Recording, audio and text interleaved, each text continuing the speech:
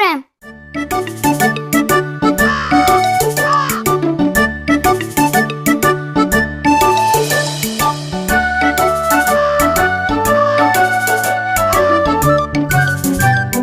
தாகமுள்ள காகம் ஒன்று சுற்றி சுற்றி வந்தது.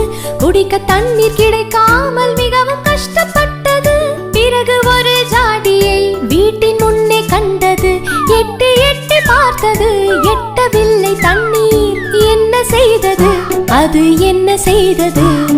சிறிய கற்களை கொண்டு வந்து அந்த ஜாடியில் போட்டது. தண்ணீர் மேலே வந்ததும் தாகம் தீர குடித்தது. சந்தோஷமாய் பறந்தது. ஆகையாலே நாமுமே முயற்சி செய்ய வேண்டுமே, முயற்சி செய்ய வேண்டுமே.